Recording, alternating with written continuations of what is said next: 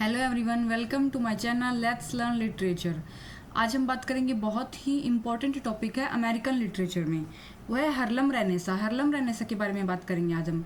हार्लम Renaissance ये 20 year का time period है, जैसे 1920 से शुरू हुआ था और 1930 मतलब 40 तक चला था ये। तो 20s और 30s, 10 ईयर्स 20s की और 10 ईयर 30s की, 20 ईयर्स तक ये रेनेसा टाइम पीरियड चला था। इसमें क्या था कि जो अफ्रीकन अमेरिकन लोग हैं उनका एक विस्फोट हुआ था एक्सप्रेशन का, उनकी जो फीलिंग्स थी या मतलब जो उनका जो आर्ट था, उन्होंने नॉवेल्स लिखे, पोएम्स लिखी, स्टोरीज लिखी। आर्टिस्ट, विजुअल आर्टिस्ट मतलब जो पेंटिंग्स उन्होंने लिखी, म्यूजिशियन जो उन्होंने गाने बनाए, उन्होंने उनको एक प्राइड फील करने के लिए कि हमारा भी अपना एक आइडेंटिटी है, हमारा भी अपना एक कल्चर है और हम आर्टिस्ट हैं। इसी को एक्सप्रेस करने के लिए एक विस्फोट हुआ था इस टाइम पीरियड में। सारे अफ्रीकन अमेरिकन एक जगह पे इकट्ठे हुए थे। हार्लेम नाम की जगह थी न्यूयॉर्क में, ये उसका सेंटर बन गई थी। तो यहाँ पे लोग इकट्ठे होते, इनकी मीटिंग्स होती, डिस्कशन होते और आर्टिस्ट यहाँ पे आते और परफॉर्म करते थे। ये एक सेंटर बन गया था रेनेसा, हार्लम रेनेसा टाइम पीरियड का। तो जो 2 ऑर्गेनाइजेशन थी जिन्होंने हेल्प की थी इसमें, NAACP, national association for the advancement of coloured people, और एक थी NUL, नेशनल अर्बन लीग।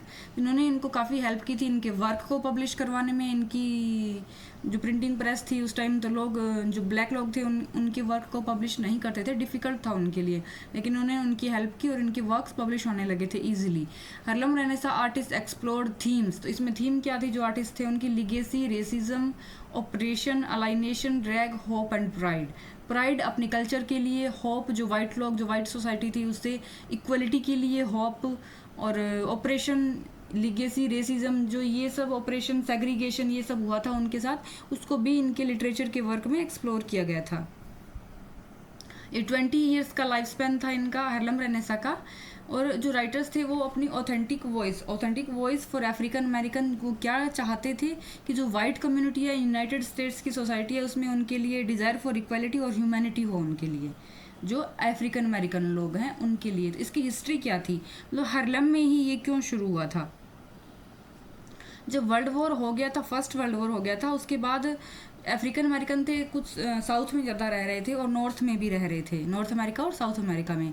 तो साउथ अमेरिका में क्या हुआ था कि जिम क्रो लॉ लागू हो गया था। जिम क्रो लॉज क्या होता था कि जिम क्रो लॉज में क्या था कि सेग्रीगेशन को लीगल कर दिया था। सेग्रीगेशन मतलब ये होता है कि आप एक कम्युनिटी को, चाहे उसको रेस के बेस पे या कलर के बेस पे, कोई भी एक बेस पे उसको अलग कर दिया जाता है और फिर उसके साथ बहुत बुरा होता है। जैसे इंडिया में कास्ट के बेस पे अलग कर दिया जाता है। सेग्रीगेशन मतलब उसको अलग कर दिया जाता है, उसके फिर रूल्स वो अलग होते हैं, उनके जो राइट्स होते हैं, ह्यूमन राइट्स होते हैं, वो उनको नहीं मिलते हैं।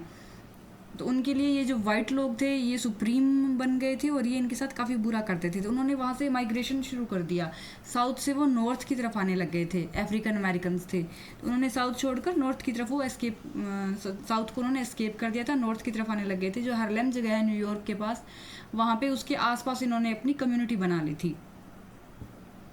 ऐसा नहीं था कि नॉर्थ में उनके साथ बुरा नहीं होता था, रेसिज्म नहीं था, सेग्रीगेशन नहीं था, वायलेंस नहीं थी, नॉर्थ में था, पर कंडीशन बेटर थी साउथ से, क्योंकि यहाँ पे वो वोट कर सकते थे सेफली, उनके बच्चों के लिए अच्छे स्कूल्स थे और ब्लैक कम्युनिटी में वो अपने आप को सेफ फील करते थे। इसीलिए वो साउथ से नॉर्थ की तरफ आए और उन्होंने कम्युनिटी बनाई। ये हार्लम है, ये एक तरह की कम्युनिटी ही है। यहाँ पे अफ्रीकन अमेरिकन लोग काफ़ी संख्या में इकट्ठे हो गए थे और इसीलिए ये एक सेंटर था इस मूवमेंट के लिए। हार्लम की जगह थी, ये एक सेंटर बन गया था around black excellence and black culture. African American show pride in their race by creating art, music, scholarly articles and works of fiction.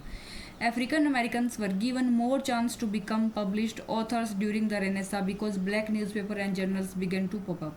तो ये वो टाइम पीरियड था, ये जो 2 ऑर्गेनाइजेशन थे इन्होंने हेल्प की और इनके खुद की प्रिंटिंग प्रेस और जर्नल बन गए थे, जिसकी वजह से इनके वर्क को, जो न्यूज़पेपर थे और जो भी इनकी बुक्स थी उनको पब्लिश करना थोड़ा ईजी हो गया था। हार्लम रेनेसा की डेफिनेशन क्या है लिटरेचर की? तो जो भी लिटरेचर का वर्क उस टाइम पीरियड में प्रोड्यूस हुआ था 1920s और 1930s में, वही हार्लम रेनेसा लिटरेचर माना जाता है। हार्लम रेनेसा लिटरेचर का स्टाइल क्या था, इसमें ये डिपेंड करता है ऑथर पे कि अलग ऑथर है उसका अपना स्टाइल है, उसकी अपनी एक थीम होती है, कोई दूसरा ऑथर है तो उसका अपना स्टाइल है, अपनी थीम होती है। मेन जो था वो था इसमें ऑपरेशन और सेग्रीगेशन। जो मेन थीम थी। और दूसरा था एक डबल कॉन्शियसनेस। डबल कॉन्शियसनेस क्या होता है, ये टर्म कॉइन किया था WEBDU बायोस ने। इनका वर्क था the souls of the black folk इन्होंने। तो इसमें डबल कॉन्शियसनेस क्या होता है कि एक तो जो अफ्रीकन अमेरिकन खुद है वो अपने आप को किस पर्सपेक्टिव से देखते हैं कि हम क्या हैं, हमारी आइडेंटिटी क्या है, हमारा कल्चर क्या है, हमारा क्या आर्ट है, अपने आप को किस पर्सपेक्टिव से वो देखते हैं। और एक था कि जो वाइट सोसाइटी है वो उनको कैसे फोर्स करती है देखने के लिए। तो इसी को डबल कॉन्शियसनेस कहते हैं। एक तो ग्रेट माइग्रेशन हुआ था, ये मेन रोल था इसका, जो साउथ से नॉर्थ की तरफ आए थे। न्यू पब्लिशिंग अपॉर्चुनिटी आ गई थी। इन 1970s मार्कस ग्रेवे ने क्या किया था, ये एक इमिग्रेंट थे फ्रॉम जमैका से, founded the first chapter of Negro World founded the first chapter of the Universal Negro Improvement Association in Harlem. इन्होंने ये एसोसिएशन फाउंड की थी। Garvey contributed to the organisation weekly newspaper the Negro World, ये इनका newspaper था, which promoted racial pride and celebrated black American culture. तो ये जो नीग्रो वर्ल्ड था, ये न्यूज़पेपर था, ये रेशियल प्राइड को प्रमोट करता था और जो ब्लैक अमेरिकन कल्चर है उसको सेलिब्रेट करता था। ये दो ऑर्गेनाइजेशन थी जिन्होंने हेल्प की थी, NAACP और एक वो दूसरी। अब बात करते हैं हम राइटर्स। हार्लम रेनेसां टाइम पीरियड में राइटर कौन कौन थे। तो सबसे पहले बात करते हैं जोरा नील हार्स्टन की, consider to be the one of the most woman writer in African American women's literature में। तो जोरा नील हार्स्टन का बहुत ही इंपॉर्टेंट रोल है वुमन अफ्रीकन अमेरिकन लिटरेचर में, और जो रेनेसां टाइम पीरियड में था। ये एक एंथ्रोपोलॉजिस्ट थी। एंथ्रोपोलॉजिस्ट कौन होता है, जो अलग अलग कम्युनिटी में कल्चर की रिसर्च करते हैं। इन्होंने ट्रैवल किया हैटी और जमैका में रिसर्च करने के लिए, वहाँ की लोगों की जो लाइफ थी वो कैसी थी, उनका कल्चर क्या था, ब्लैक लोगों का कैसे वो जीते थे, क्या उनका कल्चर था, उसके बारे में इन्होंने काफ़ी रिसर्च की। Her goal was to change the African American narrative by depicting them in regular life. Harston's most popular work, Their Eyes Were Watching God, ये इनका बहुत ही इंपॉर्टेंट वर्क है। Their Eyes Were Watching God received a lot of criticism from male critics. तो इसमें इनका ये जो वर्क है, इसमें इनको फीमेल पर्सपेक्टिव, फीमेल लोगों का, जो भी अफ्रीकन अमेरिकन की फीमेल्स थी उनकी लाइफ, उनका जो स्ट्रगल था उसके बारे में दिखाया गया है, लिखा गया था। तो जो मेल क्रिटिक्स थे वो बोलते थे कि ये क्या बकवास वर्क है, ये एक तरह से डेरोगेटरी है, पॉलिटिक्स के बारे में नहीं है, ये वुमेंस के बारे में है, तो इसीलिए उनको ये डेरोगेटरी लगता था। लेकिन बाद में जो एक और हिस्टोरियन हुई, फीमेल अमेरिकन हिस्टोरियन, उन्होंने जब रिसर्च किया इस वर्क पे तो उन्होंने देखा कि ये डेरोगेटरी नहीं है। उनका जो फोकस था, जो struggle of African American women का, बस यही था कि उनका फोकस पॉलिटिक्स से ज़्यादा वुमेंस के स्ट्रगल पे था। तो ये बहुत ही इंपॉर्टेंट वर्क माना जाता है रेनेसां, हार्लम रेनेसां टाइम पीरियड में। Their eyes were watching God, जो जोरा नील हार्स्टन का है। इसके बाद एक और इम्पोर्टेंट राइटर हुए Langston Hugh. Hugs was greatly influenced by the African American oral tradition. इनकी ग्रैंड मदर ने इनको स्टोरीज सुनाई थी, जो उनका ओरल ट्रेडिशन था उससे वे बहुत इन्फ्लुएंस हुए थे। फिर उन्होंने क्लासिकल को कंबाइंड किया, जो अफ्रीकन अमेरिकन फोकलोर थी उनके साथ, और वर्नैकुलर लैंग्वेज में इन्होंने लिखा। वर्नैकुलर क्या होती है कि जिसको नॉर्मल लोगों की जो लैंग्वेज होती है, हर कोई जिसको समझ सके, तो वर्नैकुलर लैंग्वेज में इन्होंने लिखा। All of this combined made is writing accessible to the everyday working person. तो वर्नैकुलर लैंग्वेज में है इसलिए इसको कोई भी समझ सकता है, कोई भी पढ़ सकता है। Hughes began to create a racial consciousness that even influenced black Europeans. तो रेशियल कॉन्शियसनेस को शुरू किया, अवेयरनेस शुरू की इन्होंने। इनका वर्क था the Negro speaks of river, ये इनका बहुत ही इंपॉर्टेंट वर्क है। इसके बाद जो बाद में एक ऑथर हुए, लास्ट ऑथर क्लोडे मैकी हुए थे। जो पहले के राइटर थे उन्होंने तो कॉलेज या डिग्री के बाद लिखना शुरू किया। इन्होंने McKay did not finish college. He was a Jamaican immigrant who focused on the difficulties of being a black person living in a white society. इन्होंने किस चीज़ पे फोकस किया कि क्या डिफ़िकल्टी होती है एक ब्लैक पर्सन के लिए जब वो वाइट सोसाइटी में रह रहा होता है, कैसे सर्वाइव करता है वाइट लोगों के बीच में, वाइट सोसाइटी में एक black person. In home to Harlem, ये इनका वर्क है, home to Harlem. McKay wrote about the prostitution and gambling that went on there. तो जो हार्लम में ये आए थे वहाँ पे इन्होंने देखा था कि हार्लम में भी प्रोस्टिट्यूशन और गैम्बलिंग बहुत चल रहा है। जो क्रिटिक्स थे उन्होंने बोला कि मैकी ने एक तरह से उनका जो इशू है जिसको स्पॉटलाइट किया है इशू को, हार्लम में ये अच्छा नहीं है क्योंकि इससे तो उनकी रेपुटेशन ख़राब होगी। मतलब एक खराब इशू को उन्होंने स्पॉटलाइट में लेकर आए हैं, प्रोस्टिट्यूशन और गैम्बलिंग, जो उनकी कम्युनिटी को डिग्रेड करेगा। लेकिन बाद में इसी बुक की वजह से उनको गोल्ड अवार्ड फॉर लिटरेचर मिला था, क्लाउडी मैकी को। फिर इनका एक और वर्क आया, if we must die was written in response to the red summer. इन्होंने क्या लिखा था कि इफ़ वी मस्ट डाई मतलब अगर हम मर भी जाएं। रेड समर के रेस्पॉन्स में ये वर्क लिखा गया था।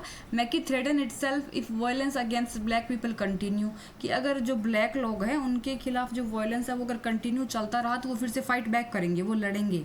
और उन्होंने एक फ्रेज दी थी, let us show us brave, कि दिखा देते हैं हम वाइट लोगों को कि हम भी ब्रेव हैं।